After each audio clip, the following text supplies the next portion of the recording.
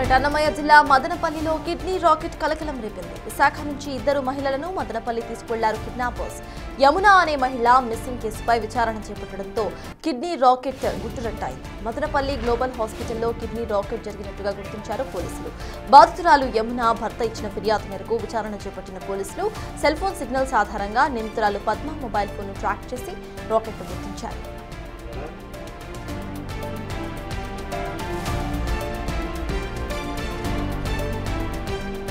Global హాస్పిటల్లో యమున కిడ్నీని తొలగించారు. దీంతో తీవ్ర అనారోగ్యంతో యమున మృతి చెందారు.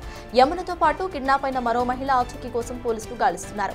మదనపల్లి 2 టౌన్ పోలీస్ స్టేషన్లో కేసు నమోదు చేసి పోలీసులు దర్యాప్తు చేస్తున్నారు. గ్లోబల్ హాస్పిటల్ డయాలసిస్ సెంటర్లో పనిచేస్తున్న టెక్నీషియన్లు బాలు, కుమార్ నాయక్ కీలక సూత్రధారులుగా గుర్తించారు. వీరికి దళారులుగా ఉన్న పద్మ, సత్య, వెంకటేష్ ఉన్నట్టు అనుమానిస్తున్నారు.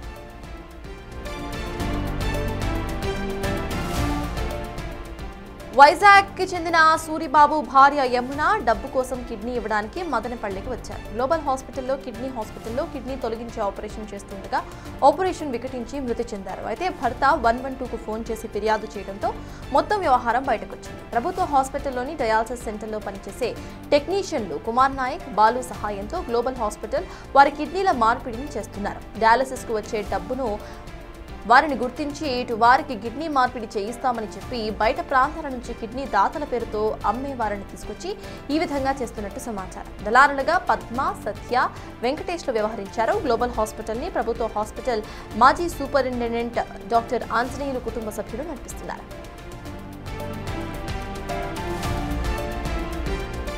సిఐ రాజారెడ్డి ఆధ్వర్యంలో టీం ఏర్పాటు చేసి హాస్పిటల్పై దాడి చేశారు. ఇందులో 4 వ్యక్తులను అదుపులోకి తీసుకుని మదనపల్లి డీఎస్పీ కార్యాలయానికి తరలించారు. తన భార్య మృతదేహాన్ని అప్పగించాలని సూరిబాబు డిమాండ్ చేసిన క్రమంలోనే గొడవ జరిగింది. అయితే ఆమె మృతదేహం ఎక్కడుందో ఇంకా తెలియలేదు.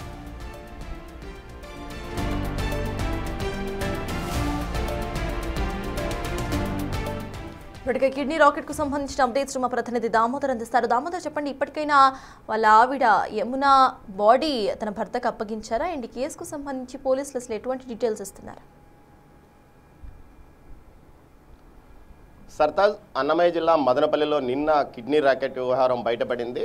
వైజాగ్కు చెందిన యమునను ఏదైతే దళారులుగా వ్యవహరించే పద్మ, అదేవిధంగా సత్య, వెంకటేష్లు మదనపల్లికి తీసుకొచ్చారు. ఆ తర్వాత ఆమెకు అక్కడ స్థానికంగా ఉన్న గ్లోబల్ హాస్పిటల్, ఆ ఆసుపత్రి అన్నమయ్య జిల్లాలో ఆసుపత్రుల సమన్వయకర్త డాక్టర్ ఆంజనేయులకు సంబంధించిన కోడలు శాశ్వత నిర్వహిస్తుంది. ఆమె ప్రభుత్వ ఆసుపత్రిలో డయాలసిస్ సెంటర్లో కూడా పనిచేస్తుంది. అయితే ఈ ఆసుపత్రిలో యమునకు శస్త్రచికిత్స నిర్వహిస్తుండగా ఫిట్స్ వచ్చి ఆమె మరణించడంతో వ్యవహారం రచ్చకెక్కింది. దీంతో ఏదైతే యమున కోసం గాలిస్తున్న సూరిబాబుకు ఆ వ్యవహారాన్ని వారు పూర్తిగా చెప్పకపోవడంతో అతను తిరుపతికి ఏదైతే వైజాగ్ నుంచి మదనపల్లికి వస్తుండగా తిరుపతిలో పోలీసులకు 112కు ఫోన్ చేయడంతో తిరుపతి ఈస్ట్ పోలీసులు వెంటనే అతని వద్ద సమాచారాన్ని కనుక్కొని విషయాన్ని తెలుసుకున్నారు. వెంటనే మదనపల్లి 2 టౌన్ పోలీసులకు ఈ విషయాన్ని తెలియజెప్పడంతో మదనపల్లి 2 టౌన్ పోలీసులు దర్యాప్తు నిర్వహించారు. ఈ దర్యాప్తులో భాగంగా ఏదైతే మదనపల్లిలోని గ్లోబల్ హాస్పిటల్లో ఈ వ్యవహారం నడిచినట్టు తెలుస్తుంది. ఇందుకు దళారులుగా ఏదైతే స్థానికంగా ప్రభుత్వ ఆసుపత్రిలోని డయాలసిస్ సెంటర్లో పనిచేసే పొంగనూరు డయాలసిస్ సెంటర్లో పనిచేసే బాలాజీ నాయక్, అదేవిధంగా మదనపల్లి డయాలసిస్ సెంటర్లో పనిచేసే బాలు వ్యవహారం వెనకకున్నట్లు తెలుస్తుంది. శాశ్వత కూడా ఏదైతే గ్లోబల్ హాస్పిటల్ యజమాని అయిన శాశ్వత కూడా ప్రభుత్వ ఆసుపత్రిలోని డయాలసిస్ సెంటర్లో వైద్యురాలుగా పనిచేస్తుంది. ఈమె ఈ అవకాశాన్ని తనకు అనువుగా మలుచుకుంది. ముఖ్యంగా ఏదైతే ఆర్థికంగా బలంగా ఉన్నవారు, డబ్బున్నవారు డయాలసిస్కి వస్తే వారికి కిడ్నీ మార్పిడి చేయిస్తానంటూ వ్యవహారం చేస్తున్నట్టు తెలుస్తుంది. అయితే ప్రస్తుతం ఏదైతే యమున యొక్క కిడ్నీని గోవాకు చెందిన గోవిందరాజన్ అనే వ్యక్తికి అమ్మాలని ప్రయత్నించిన సందర్భంలోనే ఈ వ్యవహారం బయటపడినట్లు తెలుస్తుంది. యమున మరణించడం తర్వాతనే అసలు విషయం బయటపడింది. మొత్తం మీద ఉత్తరాంధ్రకు సంబంధించి అక్కడ ఉన్న పేదవారిని గుర్తించి అక్కడి నుంచి కొంతమందిని ఇక్కడికి తీసుకుని వచ్చి వారికి కిడ్నీ పరీక్షలు నిర్వహించిన తర్వాత సూట్ అయిన తర్వాత వారికి కిడ్నీ మార్పిడి వ్యవహారం కొనసాగిస్తున్నట్టు తెలుస్తుంది. ఈ వ్యవహారంలో ఇప్పటి వరకు ఇదే మొదటిదా? ఇంతవరకు ఎన్ని కిడ్నీ మార్పిడి శస్త్రచికిత్సలు గ్లోబల్ ఆసుపత్రిలో నిర్వహించారా అన్న కోణంలో డిఎస్పీ ఆధ్వర్యంలో విచారణ కొనసాగుతుంది. నిన్న రాత్రి 10 గంటల సమయంలో వారందరినీ అదుపులోకి తీసుకొని విచారణ కొనసాగిస్తున్నారు. మరోవైపు సూరిబాబు భార్య యమున మృతదేహం యొక్క ఆచూకీ పైన కూడా పోలీసులు ఏదైతే గ్లోబల్ ఆసుపత్రి నిర్వాహకులతో పాటు కుమారు, బాలు, ఏదైతే బాలాజీ, ఇటు బాలును విచారిస్తున్న పరిస్థితి. మొత్తం మీద మృతదేహం వీరు మాయం చేశారా లేకపోతే పూడ్చిపెట్టారా అన్న కోణంలో కూడా దర్యాప్తు కొనసాగుతుంది. అయితే ఈ విషయాలను పూర్తి స్థాయిలో విచారణ కొనసాగిన తర్వాత విషయాలు బయట పెడతామని అధికారులు అంటున్నారు. ప్రస్తుతం ఏదైతే డాక్టర్ శాశ్వత పాటు ఆసుపత్రి సిబ్బంది కూడా ప్రస్తుతం పోలీసులు అదుపులో ఉన్నారు. వీరిని ఈరోజు విచారించి అసలు విషయాలు బయట పెట్టే అవకాశం ఉంది. మొత్తం మీద మదనపల్లి కేంద్రంగా ఇటు కిడ్నీ ర్యాకెట్ వ్యవహారం నడుస్తుందంటే అందరికీ ఆశ్చర్యాలను గురి చేసిన పరిస్థితి. ఎక్కడ వైజాగ్ ఎక్కడ మదనపల్లి, సుమారు 1000 కిలోమీటర్ల పైగా దూరంలో ఉన్న ఈ ప్రాంతానికి వైజాగ్ నుంచి మహిళలను ఉత్తరాంధ్ర నుంచి తీసుకొచ్చి ఇక్కడ కిడ్నీలో ర్యాకెట్ నిర్వహిస్తున్నారా అన్న కోణంలో దర్యాప్తు కొనసాగిస్తున్నారు. దీంతో పాటు మదనపల్లి నుంచి గోవా లాంటి సుదూర ప్రాంతాల్లో ఉన్న వ్యక్తులకు కిడ్నీ ట్రాన్స్ప్లాంటేషన్ జరగడం అనేది కూడా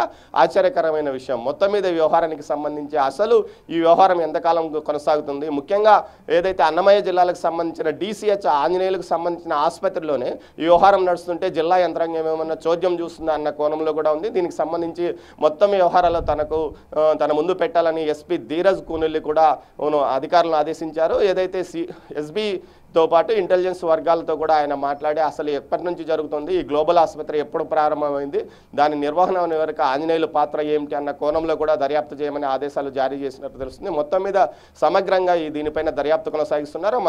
మరోవైపు ఈ విషయాల గురించి ఆరోగ్య శాఖ మంత్రి సత్యకుమార్ యాదవ్ కూడా ఆరా తీసినట్టు తెలుస్తుంది. మొత్తం మీద ఏదైతే మదనపల్లిలో కిడ్నీ ర్యాకెట్ కుంభకోణం అనే వార్త సంచలనం కలిగించిందని చెప్పవచ్చు. ఇప్పటి వరకు ఈ ప్రాంతంలో ఇలాంటి వ్యవహారాలు ఎప్పుడూ నడవలేదు. ముఖ్యంగా ఈ ప్రాంతంలోనే పేదరికం ఎక్కువగా ఉన్న తాండాలతో పాటు వీటన్నిటి వారు ఎక్కువ సంఖ్యలో ఉన్నారు. అంటే ఇంతకు మునుపు ఈ ప్రాంతంలో వారిని ఎవరైనా ఈ విధంగా చేశారా అన్న కోణంలో కానీ మొత్తం ఆసుపత్రి రికార్డ్స్ సీజ్ చేయాలంటూ కూడా DSP ఆదేశించిన నేపథ్యంలో నిన్నటి నుంచి ఏదైతే 2 టౌన్ CA రాజారెడ్డి నేతృత్వంలో ఒక బృందం ఆసుపత్రి రికార్డ్స్ను సీజ్ చేసింది, వాటిని పరిశీలిస్తుంది. దీంతో పాటు ఏదైతే డయాలసిస్ సెంటర్లో టెక్నీషియన్లుగా పనిచేస్తున్న బాలాజీ బాలులను విచారిస్తున్నారు. ప్రభుత్వ ఆసుపత్రిలో దామోదర్, మనం కిడ్నీ రాకెట్స్ కు సంబంధించి ఎన్నోసార్లు 2 తెలుగు రాష్ట్రాల్లో కూడా ఇటువంటి న్యూస్ల గురించి మాట్లాడుకున్నాం. అయినా కూడా ఈ రాకెట్స్ అనేది కంటిన్యూ అవుతూనే ఉన్నాయి. అండ్ సూపరింటెండెంట్ నిర్వహిస్తున్న హాస్పిటల్గా కూడా తెలుస్తోంది. అంటే ఒక బాధ్యత అనేది ఖచ్చితంగా వాళ్ళకు ఉంటుంది. అయినా వాళ్ళు ఇలా చేశారంటే ఇటు అధికారుల నుండి కూడా సహాయ సహకారాలు ఉన్నాయని అనుకోవాలా? ఎప్పటి నుండి ఇదంతా కొనసాగుతోంది? దానికి సంబంధించిన అప్డేట్స్ ఏంటి? సర్తాజ్, మనం మొత్తం మీద చూసుకుంటే DCH ఆసుపత్రిలో జిల్లాలోని అన్నమయ్య జిల్లాలోనే ఆసుపత్రుల సమన్వయకర్తగా DCHను అంటారు. అతని వ్యవహారం ఏదైతే ఏరియా ఆసుపత్రిలోనితో పాటు ఇతర జిల్లా ఆసుపత్రుల్లో అతను నిరంతరం పరిశీలిస్తుంటాడు. గతంలో ఏదైతే అన్నమయ్య జిల్లాలో ఏదైతే మదనపల్లి జిల్లా ఆసుపత్రిగా సూపరింటెండెంట్గా పనిచేశాడో ఆ తర్వాత అతను ప్రమోషన్ మీద డిస్ట్రిక్ట్స్ ఏదైతే ప్రభుత్వ ఆసుపత్రుల సమన్వయకర్తగా పనిచేస్తున్న వ్యక్తికి ఖచ్చితంగా అటు ప్రభుత్వ ఆసుపత్రిలోనూ ప్రైవేట్ ఆసుపత్రిలోనూ ఏం జరుగుతున్నాయనే వ్యవహారాలు ఖచ్చితంగా తెలుస్తాయి. మొత్తం మీద అతని అండ చూసుకొని ఈ వ్యవహారం నడిచిందా అన్న కోణంలో కూడా దర్యాప్తు కొనసాగుతుంది. మొత్తం మీద రాయలసీమ ప్రాంతంలో ఇది మొట్టమొదటిసారి కిడ్నీ ర్యాకెట్ కుంభకోణం అని చెప్పవచ్చు. గతంలో ఉత్తరాంధ్రలో కోస్తాంధ్ర ప్రాంతాల్లో పెద్ద ఎత్తున ఇలాంటి వ్యవహారాలు బయటపడ్డాయి, కానీ రాయలసీమ ప్రాంతంలో ఈ ధైర్యం ఇంతవరకు ఎవరు చేయలేదు. ఏ ఆసుపత్రి నిర్వాహకులు కూడా అలాంటి విషయం జోలికి వెళ్ళలేదు. ఏదైతే కిడ్నీ మార్పిడి ఆపరేషన్లు కూడా ప్రభుత్వ ఆసుపత్రిలో ఏదైతే తిరుపతిలోని సిమ్స్ కానీ అటు హృదయాల ఆసుపత్రిలో మాత్రమే నిర్వహిస్తున్న పరిస్థితి. ఇలాంటి పరిస్థితుల్లో ఒక్కసారిగా ఈ వ్యవహారం బయటికి రావడంతో సంచలనం కలిగించింది. దీంతో జిల్లా ఉన్నతాధికారులు అసలు ఆంజనేయులు పాత్ర ఏమిటి, అతను ఏదైనా అధికారులను ప్రభావితం చేశాడా అన్న కోణంలో కూడా దర్యాప్తు చేయమని జిల్లా DMHOను ఆదేశించినట్టు తెలుస్తోంది. సర్తాజ్. ఎస్, అయితే Damodar, DMHO at the same time ఇటు పోలీసులు అందరూ కూడా ప్రెసెంట్ కొంతమందిని పట్టుకున్నట్టుగా కూడా తెలుస్తోంది. ఇటు భార్య బాడీని ఎప్పటికల్లా అప్పగించే అవకాశం ఉందనుకోవాలి. అండ్ కిడ్నాప్ అయినట్టుగా ఇంకో 2 అమ్మాయిల కేసులు కూడా నమోదైనట్టు తెలుస్తోంది. వాళ్ళకి సంబంధించిన అప్డేట్స్ ఏమైనా పోలీసులు చెప్తున్నారా?